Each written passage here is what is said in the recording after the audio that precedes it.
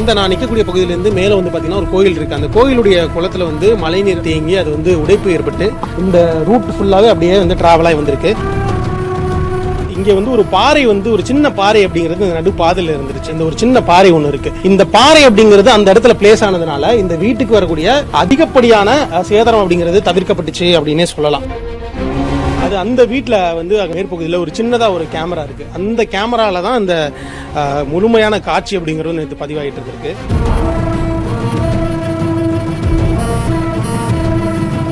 இப்ப நம்ம இருக்கக்கூடிய பகுதி என்பது இந்த திருவண்ணாமலை பகுதியில் இருக்கக்கூடிய பவளக்குன்று அப்படின்னு சொல்றாங்க.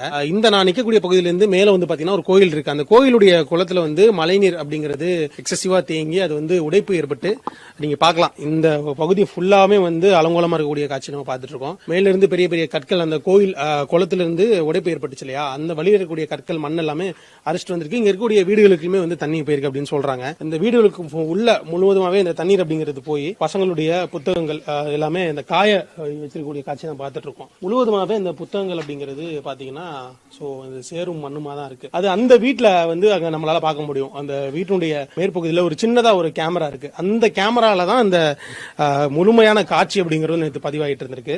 இங்க வந்து ஒரு பாறை வந்து ஒரு சின்ன பாறை அப்படிங்கிறது நடு பாதையில இருந்துருச்சு. தண்ணி எல்லாம் பயங்கரமா உள்ள போய் ரொம்ப செதஞ்ச நிலையில தான் இருக்கு. ஆனாலுமே அந்த பாறை சின்ன பாறை அப்படிங்கிறது இருந்தனால பெரிய லெவல்ல சேதாரங்கள் அப்படிங்கிறது தவிர்க்கப்பட்டு அப்படின்னு சொல்லலாம். குறிப்பா வந்து இப்ப ரெண்டு விஷயம் வந்து சொல்றாங்க. ஒண்ணு வந்து இந்த வஉசி நகர்ல அங்க அந்த நிலச்சரிவு அப்படிங்கிறது நடந்திருக்கு. இங்க வந்து பாத்தீங்கன்னா மேல இருக்கக்கூடிய இந்த குளம் தான் வந்து பாத்தீங்கன்னா முழுவதுமாவே உடைஞ்சு இந்த படி முழுக்க அப்படியே டிராவல் ஆகிருக்குன்னு சொல்லலாம். முதல்ல வந்து அஃபெக்ட் பண்ணது அப்படிங்கிறது இந்த வீடு தான். இந்த வீடு இதுக்கு அடுத்து ஒரு வீடு இருக்கு. இது வந்து குறிப்பா சொல்லணும்னா இந்த ஒரு கல் இங்க இருக்கு இல்லையா, இந்த ஒரு சின்ன பாறை ஒண்ணு இருக்கு. இந்த பாறை அப்படிங்கிறது அந்த இடத்துல பிளேஸ் ஆனதுனால இந்த வீட்டுக்கு வரக்கூடிய அதிகப்படியான சேதாரம் அப்படிங்கிறது தவிர்க்கப்பட்டுச்சு அப்படின்னே சொல்லலாம். ஏன்னா நமக்கு அந்த சிசிடிவி ஃபுட்டேஜ்ல பார்க்கும்போது அந்த பாறை அப்படிங்கிறது அந்த இடத்துல பிளேஸ் ஆனோடனே தண்ணீர் ஃபுல்லா அந்த சைடு கொஞ்சம் டிராவல் ஆகி போக ஆரம்பிச்சிருச்சு. சப்போஸ் அந்த பாறை அப்படிங்கிறது அந்த இடத்துல இல்ல அப்படின்னா முழுவதுமாவே இந்த வீடே என்ன சொல்றது ஒரு இடிஞ்சிருக்கக்கூடிய சூழ்நிலையுமே ஏற்படுத்திருக்கும் அப்படின்னு சொல்லலாம். இன்னொன்னு குறிப்பா சொல்ல போனோம் அப்படின்னா இந்த வழிகள் ஃபுல்லாவே நம்மளால பார்க்க முடியும். முழுவதுமாவே பாறைகள் கற்கள் நிறைஞ்சுதான் இருக்குன்னு சொல்லலாம்.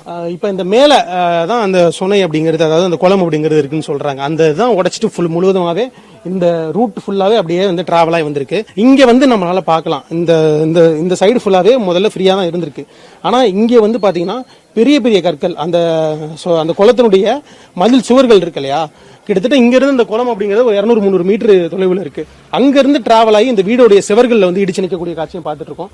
இந்த வழி ஃபுல்லாவே பாத்தீங்கன்னா முழுவதுமாவே பெரிய பெரிய கற்கள் பெரிய பெரிய பாறைகள் சூழ்ந்துதான் இருக்கு. இங்கேயுமே பார்க்கலாம் பெரிய பெரிய பாறைகள் எல்லாமே தூக்க கூட முடியல, அந்த அளவுக்கு எல்லாமே பெரிய பெரிய கற்களா இருக்கு. இது எல்லாமே மேல இருந்து உருண்டு வந்திருக்கு.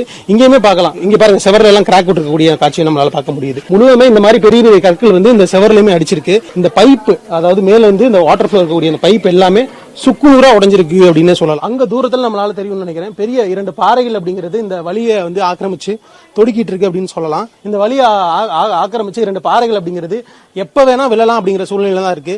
இங்க இந்த மக்கள் வைக்கக்கூடிய மிகப்பெரிய கோரிக்கை என்னவா இருக்கு அப்படின்னா, எங்களுக்கு இந்த இடத்த வந்து கொஞ்சம் சுத்தம் பண்ணி கொடுத்தா பிரச்சனை இல்லாம இருக்கும். ஏன்னா இங்க வந்து குழந்தைகள் இருக்காங்க, பெரியவங்க இருக்காங்க. எந்நேரம் வேணாலும் அந்த பாறைகள் அப்படிங்கிறது உருண்டு வந்து முழுவதுமாவே வந்து இந்த வீடுகளில் வந்து இடிக்கக்கூடிய சூழ்நிலையில இருக்கு அப்படின்னு சொல்றாங்க.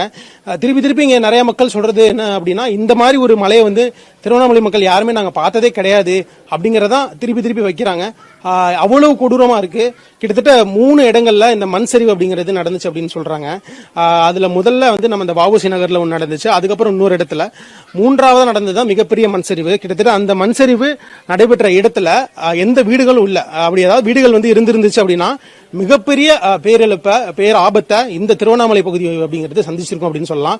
இன்னொரு வயநாடு மாதிரி தான் இந்த பகுதி அப்படிங்கிறது இருந்திருக்கும். அந்த மண் சரிவு நிகழ்ந்த இடத்துல வீடுகள் அப்படிங்கிறது இருந்ததா? நீங்க வந்து இந்த பகுதியை சேர்ந்தவங்க? இது வந்து 5 அடி ஹைட்டுக்கு மண் இருக்கு. தரையில இருந்து 5 அடி ஹைட் இருக்கு மண். இது காம்பவுண்ட் சுவர் கீழே படிக்கிட்டு எல்லாம் இந்த சந்தில இருந்து வந்தது. மணல் ஃபுல்லா மணல் பாறைங்க எல்லாம் சந்தில வந்தது. அப்ப இந்த மண் எல்லாமே உங்க வீட்டு பாதை வழியா வந்தது இல்லையா? வேற எந்த பக்கம் வழியில ஒண்ணு இந்த பக்கம் வந்திருக்கு. இந்த வழியா வந்திருக்கு. வீட்டு சந்திலையும் சந்து வழியா வந்துருக்கு. வேற அந்த பக்கம் தண்ணி போற வழி இல்லை. அந்த பக்கம் லாக் ஆயிடுறதுனால தண்ணி அந்த பக்கம் போக முடியல. அதனால இந்த பக்கமா நம்ம வீட்டு வழியாவும் உள்ள வந்துருக்கு. இப்ப இந்த நிகழ்வு நடந்தப்ப நீங்க எல்லாம் இங்க இருந்தீங்களா? அப்ப மதியம் 3 மணிக்கு வீட்டுல உள்ள படுத்துன்னு இருந்தேன். இவர் என் நண்பர். அப்புறம் மழை வருதுன்னு வந்து என்னை எழுப்பி வெளியே கூட்டினாங்க. இவர் தான் வந்து அழைச்சிட்டு வந்தாரு. ஓகே. இல்லைன்னா நானே வீட்டுக்குள்ளதான் வந்திருப்பேன். இவர் நண்பர் தான் வந்து என்னை காப்பாத்தி வெளியே கூட்டிட்டு வந்தாரு. இது எனக்கு எப்படி தெரியும்னா, பெரிய கோயில் ஸ்டாஃப் இவரு கோயில வேலை செய்யறாரு. காலில் அடிபட்டிருக்குன்னு லீவ் எடுத்துட்டாரு. சரி பாக்கலான்ட்டு வந்தேன். அப்பா அம்மா யாரும் இல்ல மச்சானுக்கு. சின்ன வயசுல இருந்து பெஸ்ட் ஃப்ரெண்டு நானு.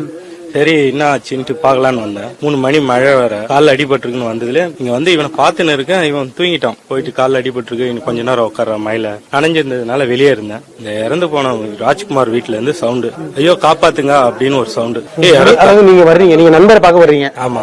இவன் உள்ள போய் எனக்கு கால் வலிக்குது, நான் உள்ள உட்காரேன், உள்ள வாடானா. நான் நின்னு ட்ரெஸ் எல்லாம் நனைஞ்சிருக்கு, நான் வெளியே இருக்கிறேன்டா அப்படின்னு இவன்கிட்ட பேசிட்டே வெளியே நின்னு இருக்கேன். அங்க இருந்த ஒரு சவுண்டு, ஐயோ காப்பாத்துங்க அப்படின்னு சொல்ற ஒரு சவுண்டு மட்டும்தான் வந்தது எங்களுக்கு.